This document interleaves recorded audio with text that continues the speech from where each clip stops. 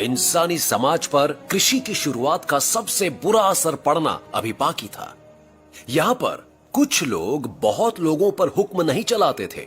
यहाँ पर 1% लोग अमीर और बाकी सब गरीब नहीं हुआ करते थे।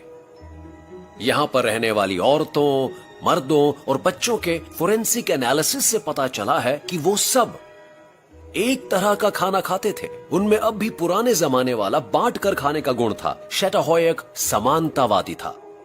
सबसे कमजोर वही खाना खाता था जो सबसे ताकतवर खाता था, और सब एक तरह के घर में रहा करते थे।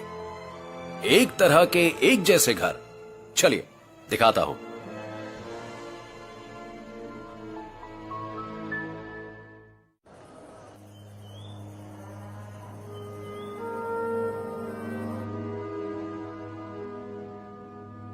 ये सबसे शुरू के शहरों में से एक का एक टिपिकल अपार्टमेंट है। ये शैटाहोयक है जो अब टर्की में है, और 9000 साल पहले ऐसा ही दिखता था। ये काफी हद तक हमारे जैसे ही थे। ये वोल्केनिक ग्लास का एक टुकड़ा है जिसे ऑब्सीडियन कहते हैं। आईना हो तो ऐसा हो। काश हमें कोई तरीका मिल जाता जो यहां होने वाली सब चीजों को रिफ्लेक्ट कर पाता।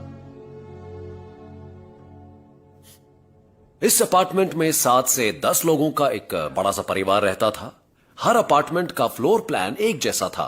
बेडरूम, लिविंग रूम, किचन, सामान रखने के लिए जगह। शैटाहोयक के लोगों को चीजों को सजाने का बहुत शौक था। अपार्टमेंट्स में बहुत से दांत और हड्डियां और जानवरों की खालें देखने को मिलती थीं। ओकर, जिसे हमारे पूर्वजों ने लगभग 1 लाख साल पहले अफ्रीका में ढूंढा था, वो अब शैटाहोयक के इंटीरियर डेकोरेटर्स की पहली पसंद बन चुका था। पर लाल ओकर का अभी एक और चीज के लिए इस्तेमाल होने वाला था। उन्होंने इससे एक बिल्कुल नई आर्ट फॉर्म को तैयार किया, नक्शा। इंसान ने पहली बार एक 2 डायमेंशनल रिप्रेजेंटेशन के जरिए यह बताने की कोशिश की कि स्पेस और टाइम में वो कहां है। तो मेरा घर यहां पर है इस ज्वालामुखी के हिसाब से, और कुछ लकीरों की मदद से इस कलाकार ने 9000 साल पुराना संदेश भेजा है। मैं यहां पर था जब ये ज्वालामुखी फटा था।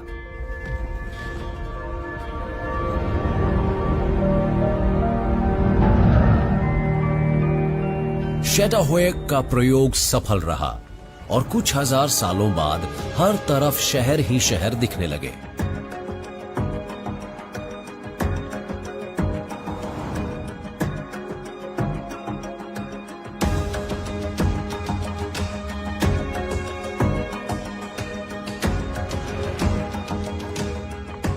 जब अलग अलग तरह के लोग एक जगह पर इकट्ठा होते हैं तो विचारों का आदान प्रदान होता है और नई संभावनाएं सामने आती हैं। एक शहर एक दिमाग की तरह होता है जिसमें नए विचार उभरते और निखरते रहते हैं। यहाँ एम्स्टरडैम शहर में 17वीं शताब्दी में पुरानी और नई दुनियाओं के नागरिक इस तरह घुले मिले कि नए विचारों का एक सैलाब सा आ गया। इस वजह से विज्ञान और कला का एक सुनहरा युग शुरू हुआ। इटली में जियोर्डानो ब्रूनो ने ऐलान किया कि कुछ और दुनियाएं भी हैं। उसके लिए उन्हें बहुत सी यातनाएं दी गई। पर सिर्फ 50 साल बाद हॉलैंड में एस्ट्रोनॉमर क्रिश्चियन हॉयगिंस, जिन्होंने बिल्कुल वही बात कही, उन्हें बहुत इज्जत बख्शी गई। उस जमाने में लाइट की बहुत अहमियत थी। लाइट ने इंसान की सोच को नए पंख दिए।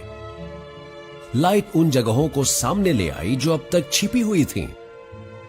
लाइट को उस वक्त की पेंटिंग्स में भी देखा जा सकता है, खास तौर पर वर्मियर की पेंटिंग्स में।